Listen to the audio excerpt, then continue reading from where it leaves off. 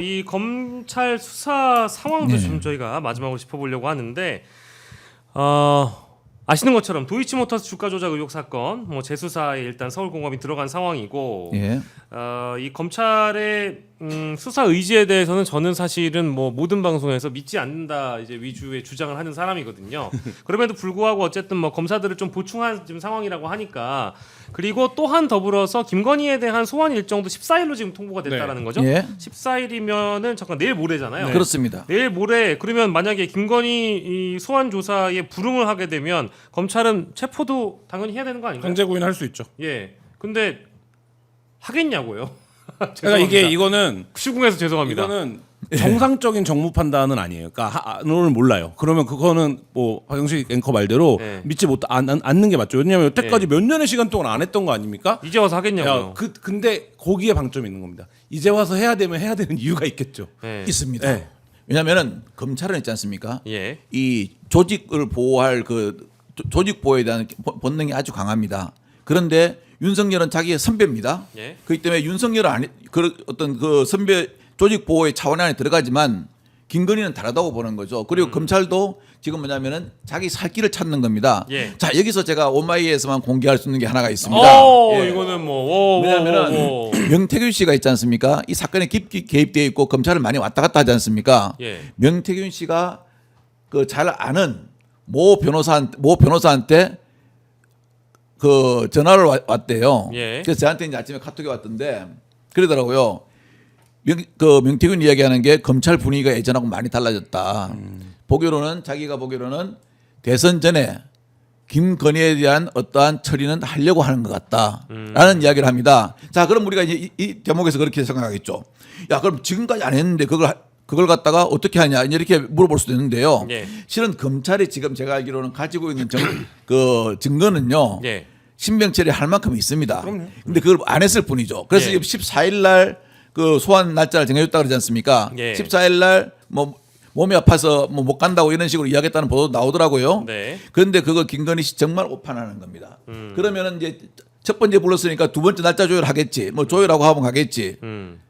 검찰이 저는 그리할 가능성보다는 만약 14일 날 안 나오면은 이것은 한 번 더 소환 요구를 하는 것이 별 의미가 없다고 생각할 때는 바로 체포영장을 청구할 가능성이 많습니다.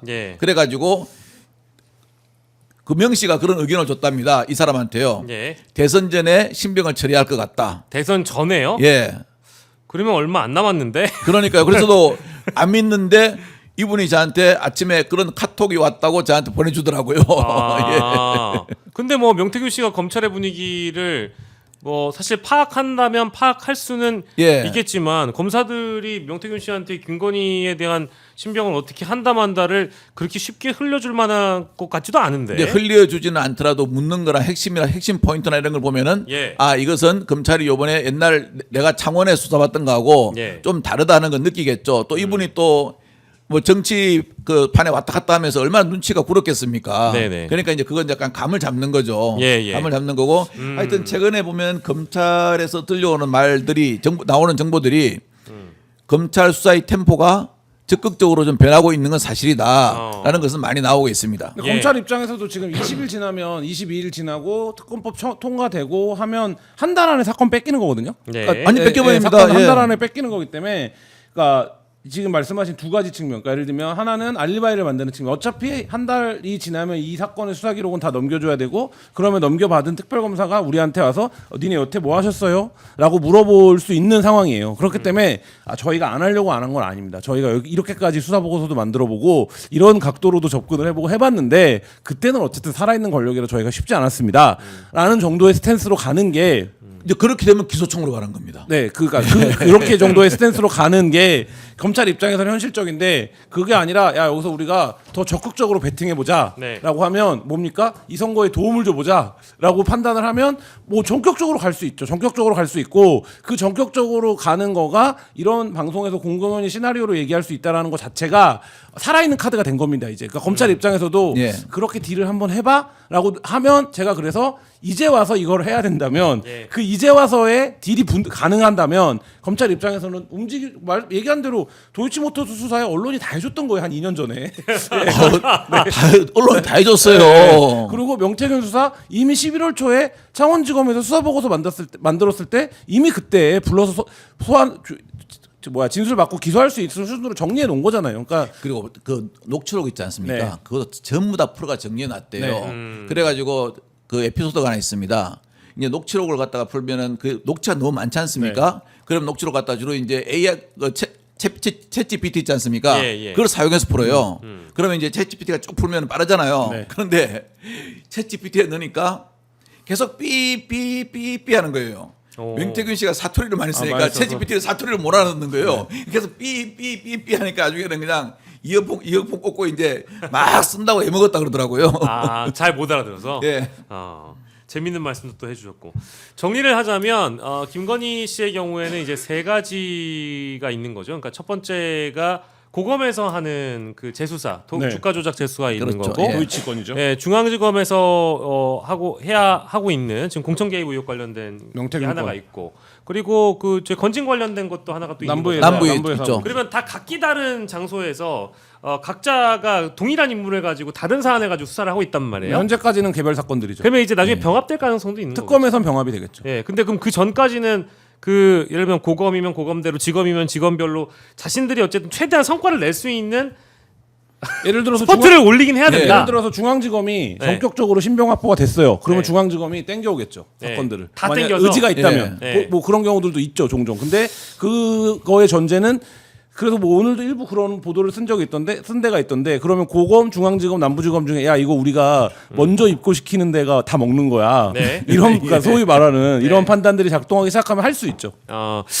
근데 지금 시간이 이제 6월 3일에 대통령이 결정되기 직전까지 세 가지 사건 중에 가장 빨리 지금 소환 일정을 잡힌 게 지금 14일로 잡혀 있는 이 공천 개입 관련된 혐의잖아요. 그렇죠. 예.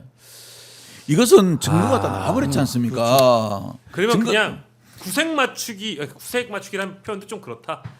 생색내기용으로 예. 김건희를 한 번 정도 포토라인에 세우는 정도로만 검찰이 움직이고 그럴 물리적인 시간을 봤을 때 그런 정도 수준까지 가면 네. 검찰 입장에서는 그래도 여기까지는 하지 않았느냐. 제가 보기로는 김건희 씨를 많은 횟수로 부르지는 않을 것 같습니다. 왜냐하면 지금 어느 정도 증거가 나온 걸 보면요. 한두 번 부르면 바로 신백치를 할 수 있는 겁니다. 왜냐하면 증거가 나와 있기 때문에 증거에 대해서 부인하거나 진술을 거부할 거거든요. 네. 그러면 딱 증거인멸 염려로 떨어집니다. 증거가 명확하게 객관 증거가 나와 있는 상태에서 예. 본인 육성은 국민이 다 들었지 않습니까? 예. 그런데 본인이 나는 정치 개입 안 했어. 그렇죠. 예. 그거야말로 있지 않습니까? 아버지라고 안 하는 거죠.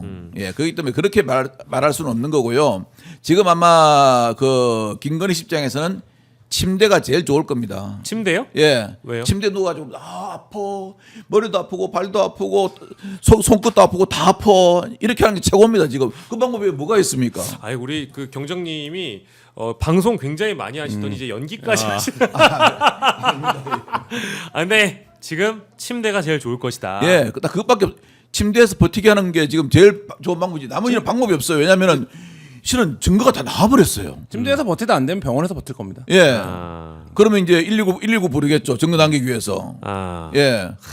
저는 근데 사실 검찰과 관련된 수사의 진전사항을 이제 업데이트하고 짚는 것 자체가 이번 정권에서 무슨 의미가 있나 이런 생각이 들고, 사실은 뭐 두 분 다 말씀 주신 대로 여러 가지 김건희의 의혹과 관련된 개별적 사건들의 수사 진전은 이미 지금 정도 시간이면 다 보고서까지 완료돼가지고 끝났고 네. 실제 기소해도 모자람이 없을 정도로의 예. 탄탄한 증언과 증거들이 다 축적이 돼 있을 텐데 이제 와서 소환 조사하는 거 가지고 며칠 지정했으니까 우리는 이 정도까지 했다라고 생색을 낸다라는 것 자체가 이 검찰의 언론 플레이라는 이런 거라 좀 죄송한 얘기지만 역스럽기도 하네요. 예. 그러니까 뭐 그렇죠. 네.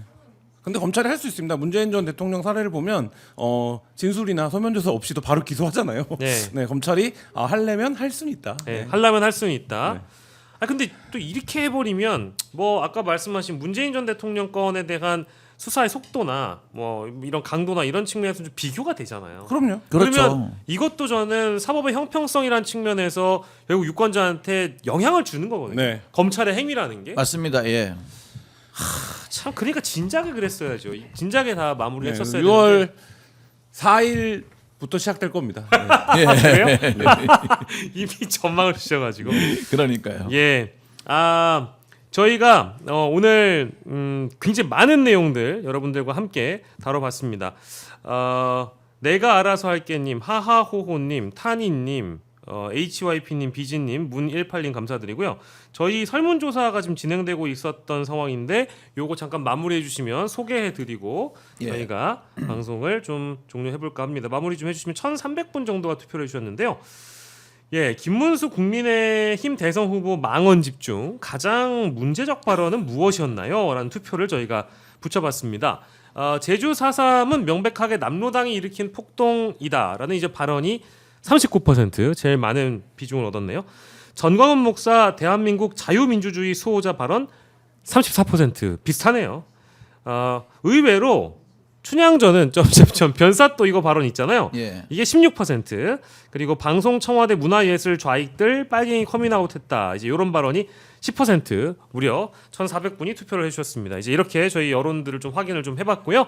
자 오늘 두 분과 함께 정치 라이브 함께 해봤습니다. 월요일이었고 또 오늘 공식 선거운동 첫날이어서 굉장히 많은 사건, 많은 이슈들 저희가 한꺼번에 좀 집약적으로 다뤄봤는데요. 많이 사랑해주셔서 감사드립니다.